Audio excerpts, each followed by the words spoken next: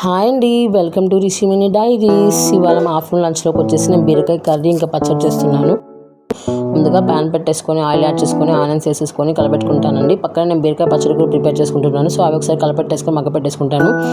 Next వచ్చేసి tomato add చేసుకుంటానండి. Tomato add చేసిన తర్వాత 1 స్పూన్ సాల్ట్ ఇంకా పసుపు యాడ్ చేసేసుకొని కలపెట్టేసుకొని 5 మినిట్స్ లిడ్ పెట్టేసుకుంటానండి మీడియం ఫ్లేమ్ మీద.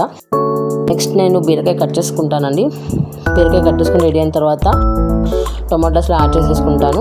యాడ్ చేసుకున్న తర్వాత కలబెట్టేసుకొని ఒక 5 మినిట్స్ లో ఫ్లేమ్ మీద బాగా మగ్గనిస్తానండి.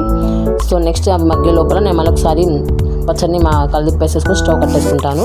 నెక్స్ట్ 1 స్పూన్ కారం యాడ్ చేసుకుంటానండి. కర్రీలో కారం యాడ్ చేసుకున్న తర్వాత బాగా కలబెట్టేసుకొని లిడ్ పెట్టేసుకొని ఒక 7 మినిట్స్ వరకు లో ఫ్లేమ్ మీద మగ్గనిస్తానండి. ఈ లోపల మసాలా యాడ్ రెడీ చేసుకుంటాను.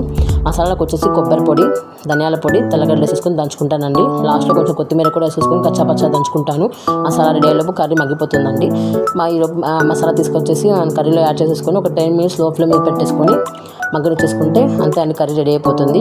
నెక్స్ట్ బీరకాయ పచ్చడిలోకి వచ్చేసి మనం తెల్లగడ్డలు సాల్ట్ వేసుకొని మిక్సీకి వేసుకొని కచ్చాపచ్చా mixie పట్టేసుకుందామండి.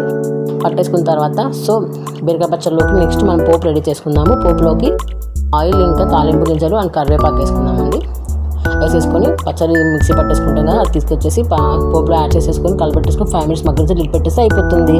That's for the video. Please like, share and subscribe. Thanks for watching.